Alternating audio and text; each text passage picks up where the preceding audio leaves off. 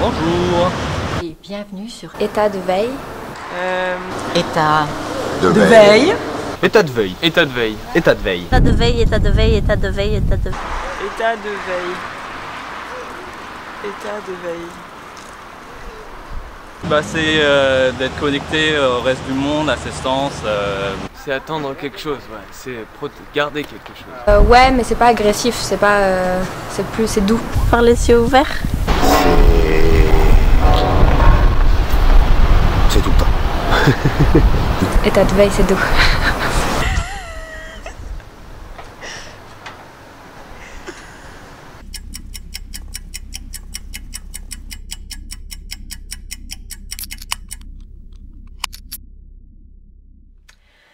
Bonjour, donc bienvenue sur État de veille avec de nouveaux thèmes pour cette année. Le premier thème, c'est celui de la fatigue, qui est cette chose qui nous embarrasse, qui vient plutôt gêner nos relations. Et j'aimerais juste rappeler quelques mots qui viendraient dire tout mon courroux, que ce mot, ce concept soit tellement utilisé à des fins qui ne sont pas du tout salvatrices ou bonnes. Voilà. Et donc, ce qui m'importe, c'est déjà de nous renvoyer chacun à ce qui se passe dans cette expérience de fatigue.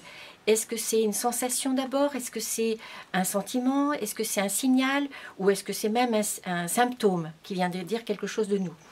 Et donc, si je gardais un seul mot pour dire la priorité pour moi, compte tenu du contexte dans lequel donc je nous invite à y réfléchir dans État de veille, c'est la fatigue est d'abord un langage. Donc, qu'est-ce que je me dis à moi-même quand je me dis fatiguée? Et surtout, qu'est-ce que je dis aux autres quand j'emploie ce mot? Et surtout, quelles sont les variations selon les interlocuteurs. Alors, j'ai distingué plusieurs types de fatigue.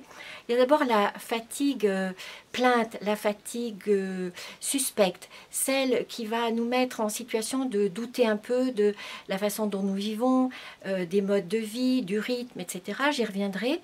Et c'est bien sûr cette plainte-là qui nous conduit au cabinet du médecin. Ensuite, il y a une autre fatigue dont on parle beaucoup moins, et je le regrette, c'est celle qui est bienvenue.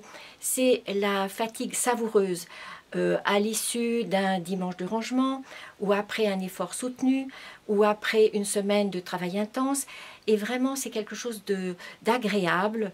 Elle est attendue comme quelque chose à savourer, notamment au moment d'aller se coucher, par exemple. Ensuite, j'ai vu, et c'est peut-être celle qui est la plus suspecte, une fatigue qui est une forme d'excuse, de prétexte, une sorte de laisser-passer qui viendrait nous faire croire que nous sommes à ce moment-là dispensés ou excusés d'un retard, d'une erreur, d'une absence. Et je trouve que ce passe-droit, il est très fréquent, très récurrent et très facilement validé, que ce soit dans le domaine professionnel ou familial. Et puis, il y a une autre fatigue que je trouve également susceptible d'être regardée à la loupe, c'est celle qui est la sœur de l'ennui. Et c'est la raison pour laquelle je me demande, là, dans cet état de veille, de quoi avons-nous besoin pour rester dans un mouvement de vie ? Quels sont les discernements qui nous sont nécessaires? Alors, j'en voyais plusieurs. Je me disais d'abord que notre premier souci, c'est celui d'observer notre façon de respecter nos besoins. Ils sont peu nombreux, ils sont exigeants. Le sommeil, l'alimentation, les rythmes, le cadre de vie. Et ça, voyons à quel moment nous dépassons quelque chose d'une limite qui serait à respecter. Ensuite, je nous invite tous à avoir plus de soucis de tout ce que j'appelle les représentations, les obligations supposées, les contraintes, et de revenir vraiment à quelque chose qui aurait à voir avec nos projets, nos rêves à réaliser, et de trouver là une forme de discipline pour trouver le moyen de mettre de l'énergie, donc le contraire de la fatigue, au service de ces projets à réaliser et des objectifs à atteindre. Et puis surtout, et c'est là-dessus aussi que je voudrais mettre beaucoup de stabilo, c'est la fatigue nous invite encore davantage, enfin le mot, le concept, la sensation, nous invite davantage à aller voir du côté de ce qui nous fait lever le matin, de nos motivations et de ce que j'appelle avec un T majuscule le talent qui est justement, encore une fois, ce qui va nous permettre de trouver de la cohérence entre ce que nous voulons, ce que nous faisons, ce que nous anticipons.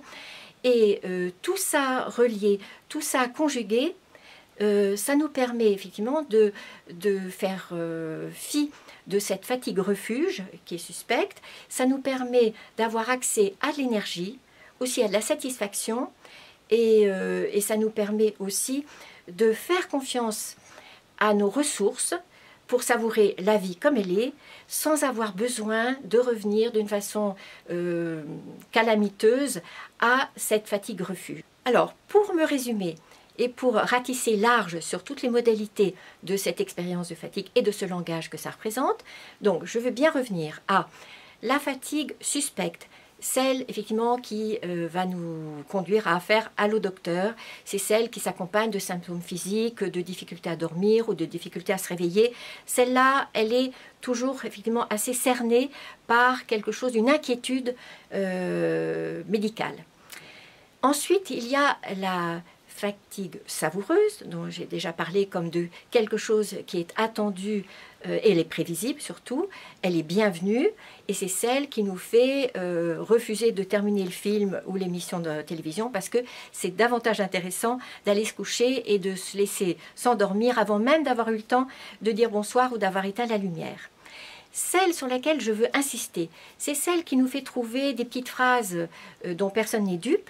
C'est parce que je suis fatiguée que j'ai oublié le rendez-vous, c'est parce que je suis fatiguée que je suis dispensée de vaisselle, c'est parce que je suis fatiguée que je suis de mauvaise humeur, c'est parce que je suis fatiguée que ça me donne le droit d'être en retard. Non, ça certainement pas, mais c'est ce passe-droit que je veux vraiment remettre en évidence comme quelque chose à questionner. Il y a ensuite celle qui peut être une porte ouverte sur la dépression ou sur l'isolement ou sur d'autres symptômes, qui est la fatigue ennui, sœur de l'ennui. Et ça, c'est aussi quelque chose qui nous parle à nous-mêmes, parce que peu de personnes vont nous interroger sur cette fatigue-là, et c'est à moi d'être attentive à ça. Et puis, cinquième fatigue, c'est la fatigue refuge, qui est celle, effectivement, qui est une sorte de justification pour être dans l'isolement aussi, qui pourrait nous dispenser d'être dans le mouvement de la vie dont je parlais, qui pourrait nous dispenser de sortir de la maison, de nous interroger sur ce qui est plus intéressant à faire et à questionner et à rencontrer. Voilà. La fatigue, c'est aussi le plus souvent quelque chose qui a à voir avec les émotions. Les émotions, ce sera le thème de ma prochaine vidéo. Merci donc de nous retrouver sur Facebook ou YouTube et je vous dis à la prochaine fois.